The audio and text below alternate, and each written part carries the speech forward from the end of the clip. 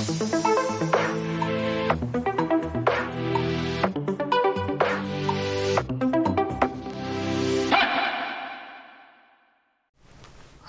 alaikum and hello to all students. I hope you are doing fine. इस video में जो आज topic हम डिस्कस करेंगे वो है एस्कोमाइकोटा, जिसका ताल्लुक किंगडम फंजाई से है। अगर हम एस्कोमाइकोटा के वर्ड के ऊपर गौर करें तो एस्को का मतलब होता है सैक और माइकोटा कहते हैं फंगस को, तो लिहाजा ये एक ऐसा फाइलम है किंगडम फंजाई से जिसे एस्कोमाइकोटा या एस्कोमाइसीड्स कहा जाता है। ये बहुत बड़ा फाइलम है जो किंगडम फंजाई से ताल्लुक़ रखता है। तो सबसे पहले इसके इम्पोर्टेंट करैक्टर्स जो हैं वो देखते हैं। सबसे पहला जो करैक्टर है कि इसका ताल्लुक़ किंगडम फंजाई में मौजूद एक सब किंगडम है डाइकैरिया, इसका ताल्लुक़ डाइकैरिया के साथ है। ये किंगडम फंजाई का सबसे बड़ा लार्जेस्ट फाइलम है। इसमें तकरीबन 64,000 स्पीशीज़ जो हैं वो मौजूद हैं, जिनका ताल्लुक़ मुख्तलिफ़ ज़िंदगी के साथ है। इसके अलावा ये जो ज़्यादातर फंजाई हैं एस्कोमाइकोटा के, ये लाइकन एसोसिएशन बनाते हैं। और आपको पता है कि लाइकन एसोसिएशन एक सिम्बायोटिक एसोसिएशन है जो फंजाई और एल्गी के दरमियान पाया जाता है। ये एक सिम्बायोटिक एसोसिएशन है। तो 98% जो सिम्बायोटिक एसोसिएशन लाइकन्स हैं वो इसी फाइलम के स्पीशीज़ जो हैं वो बनाते हैं। अगर आप इनकी एग्जांपल की बात करें तो मोरेल्स हैं, ट्रफल्स हैं, ये फंगस के फंजाई हैं। इसके अलावा पेनिसिलियम है, इसके अलावा यीस्ट है जो इस ग्रुप से बिलोंग करती हैं, जो सबसे फेमस इसकी फंजाई की स्पीशीज़ हैं। अगर हम इम्पोर्टेंस की बात करें तो ये जो फंगस है यीस्ट जो इसी फाइलम से बिलोंग करती है, तो उसको बेकिंग इंडस्ट्री में बहुत ज़्यादा इस्तेमाल किया जाता है, जिसमें ब्रेड बनाई जाती है, रस बनाए जाते हैं और पिज़्ज़ा और शवारमा की डो बनाने के लिए भी इस्तेमाल किया जाता है। इसके अलावा इसकी फर्मेंटेशन से अल्कोहल भी बनाई जाती है। फर्मेंटेशन के दौरान ब्रूरीज़ के अंदर इनकी मदद से अल्कोहल जो है वो सिंथेसाइज की जाती है। इसके अलावा इसकी बहुत सारी स्पीशीज़ जैसे मोरेल्स और ट्रफल्स हैं वो डेलिकेसीज के तौर पर इस्तेमाल होते हैं। डेलिकेसीज एक डिश होती है, खूब मज़ेदार और महंगे खाने होते हैं जो बहुत न्यूट्रिशनस होते हैं, वो भी इनसे तैयार किए जाते हैं। लेकिन जहाँ तक इनके बहुत सारे फ़ायदे हैं, उसके साथ साथ इनके अंदर से कुछ हमें एंटीबायोटिक्स भी हासिल होती हैं पेनिसिलियम से, और बहुत सारी बीमारियां भी कॉज करते हैं, जिसमें एप्पल स्कैब जो है ये बहुत मशहूर बीमारी है जो सेब के ऊपर लग जाती है। इसके अलावा मिल्ड्यूज़ हैं, पाउडरी मिल्ड्यूज़ हैं जो ग्रेप्स के ऊपर या इस तरह के दूसरे फ्रूट्स के ऊपर जो है वो डिस्ट्रॉय कर देती हैं। इसके अलावा ये जो फंगस हैं ये माइकोरिज़ल एसोसिएशन भी बनाती हैं। माइकोरिज़ल एसोसिएशन आपने पढ़ा हुआ है, एक एसोसिएशन होती है जो फंजाई और वेस्कुलर प्लांट्स के दरमियान होती है। ये भी एक सिम्बायोटिक रिलेशनशिप है, उसके भी ये जो फाइलम है ये ज़्यादातर ग्रो करवाते हैं। पाए कहाँ जाते हैं एस्कोमाइकोटा जो हैं टेरेस्ट्रियल यानी ज़मीन के ऊपर भी पाए जाते हैं, मैरीन वाटर समंदरों में भी पाए जाते हैं, फ्रेश वाटर दरियाओं, नहरों, झीलों, तालाबों में भी मौजूद होते हैं। तो ये हर तरह का तकरीबन जो एनवायरनमेंट है उसको अडॉप्ट कर लेते हैं। इसके अलावा इनके जो हाइफी होते हैं वो सेप्टेट होते हैं, और इनकी जो ज़्यादातर लेंथी फेज़ होती है वो डाइकैरियोटिक होती है। ये डाइकैरियोटिक का मतलब होता है कि उनके हाइफी के जो सेल्स हैं उनमें दो दो न्यूक्लियस मौजूद होते हैं। अगर हम इनकी बॉडी के स्ट्रक्चर को देखें तो ये इस तरीके का एक रिप्रोडक्टिव स्ट्रक्चर बनाते हैं जिसे एस्कोकार्प कहते हैं। लेकिन इसके लाइफ साइकिल को डिस्कस करते हैं।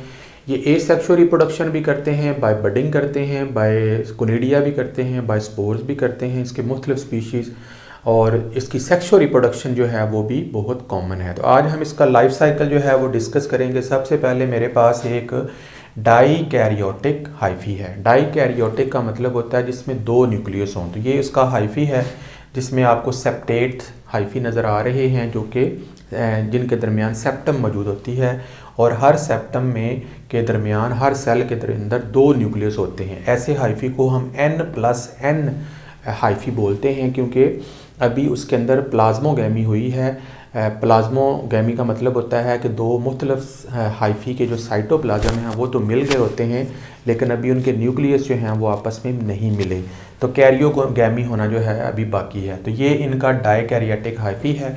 ये डाइकैरियोटिक हाइफी के ज़रिए ज़मीन के अंदर ग्रो करते जाते हैं जब कंडीशंस फेवरेबल हों।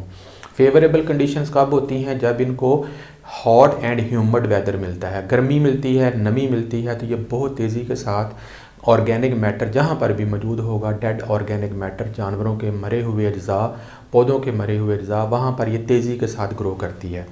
लेकिन जैसे ही ये हॉट एंड ह्यूमिड जो फेवरेबल कंडीशंस हैं वो ख़त्म होने वाली होती हैं या ख़त्म होने के करीब आती हैं, जैसे मौसम ख़ज़ां में अक्टूबर नवंबर के महीने में, तो ये बहुत जल्दी इनकी डेथ होने का ख़दशा होता है। तो ये फ़ौरी तौर पर रिप्रोडक्शन की तरफ आते हैं और अपने स्पोर बनाने का अमल का आगाज़ करते हैं।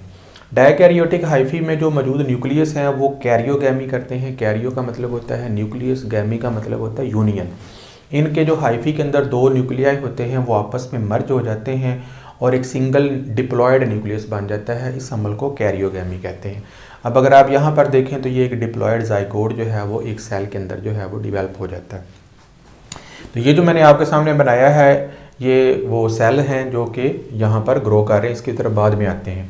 ये जो डिप्लॉयड जाइगोट है ये फिर मियोसिस करता है। मियोसिस के नतीजे में एक सेल जो है वो 4 सेल में तब्दील हो जाता है और ये चारों जो न्यूक्लियाई होते हैं ये हैप्लॉयड होते हैं।